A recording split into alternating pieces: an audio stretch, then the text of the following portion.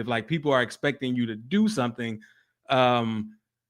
like to step into that confidence means, yeah, I'm gonna do this, but it also means like the blame is on you.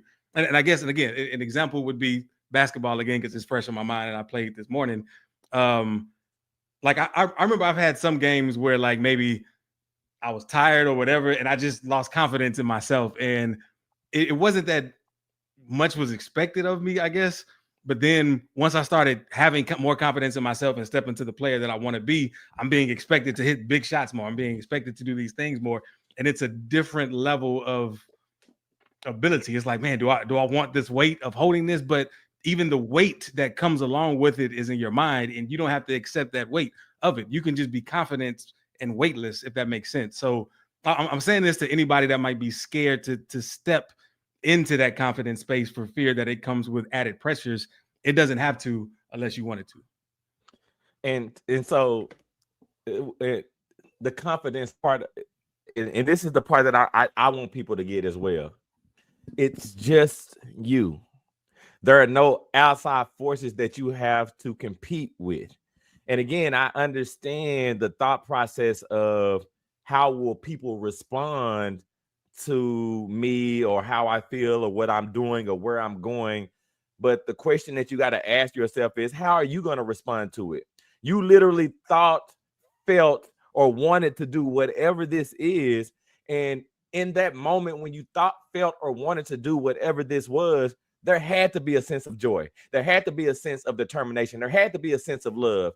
And then you allow a lack of confidence or a lack of appreciation for you realizing how you're feeling in this moment to deter you from doing it. And the funny thing is, look, man, the thing that I want people to get is you have to be confident in being you. This Friday was my anniversary. I grew up different than my wife.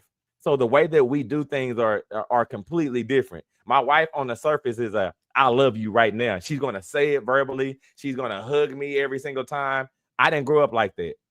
I grew up in a house where my mom and we didn't talk about love like that. Now, here's the thing.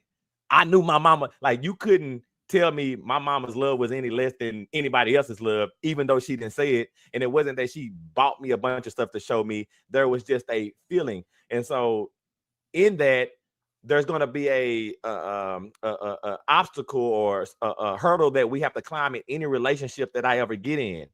And a reason why it'll be hard for me to express myself the way that my mom expressed it to me, because my wife would never be able to internalize it. So it will stop me or prevent me from being confident in giving her the love in the way that I know how to, so that way she can accept it, right? So it'll stop. And so what ends up happening is I just say, girl, I've been with you for this long. I love you. And then we kind of leave it at that. But that's not what I want to happen, because I don't feel it anymore, right? So this weekend, I told myself that I'm going to tell her I love her in the way that I want to, regardless of how she feels. And then I did this confidence work that I was talking about, internalizing. How would I tell her how she's going to respond to me in a way that I want her to respond to me? And these are things that I think about. And then we sat down on the bed and I told her how much I love her in the way that I told her that how I wanted to tell her how I love her. And at the end of what I said, and guess what, girl? I love you too.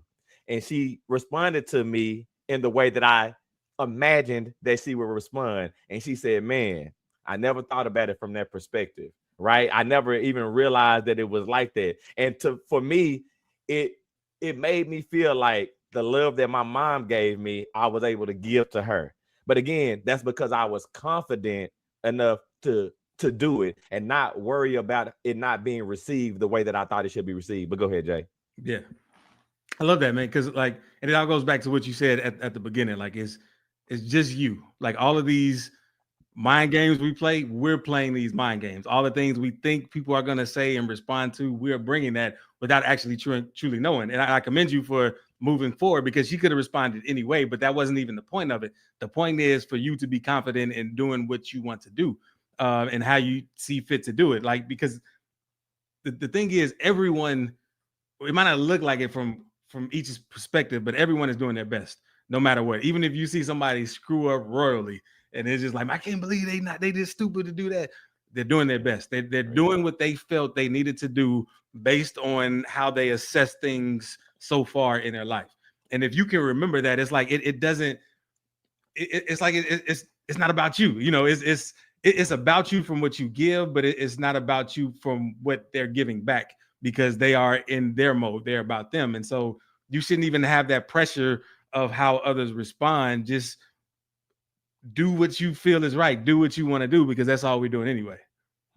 No, I love that, bro. And specifically, I think one of the things that I've talked about on this show before is that I never thought I was great until I started to tell people that they were great all the time, or that they were amazing. And so what that was for me was me allowing myself to at least give myself the opportunity to recognize that anybody could be great, regardless if I was in agreement with the way that they lived, or the way they did things, or the way they said things, or the places that they were going. And so when I did that, I saw it for myself. But to your point, I think that you want to recognize other people's confidence as well. So that way it'll in turn be a confidence cure for you. Because if you can look at somebody and say, dang, they're enthusiastic, dang, I think they're going to do this.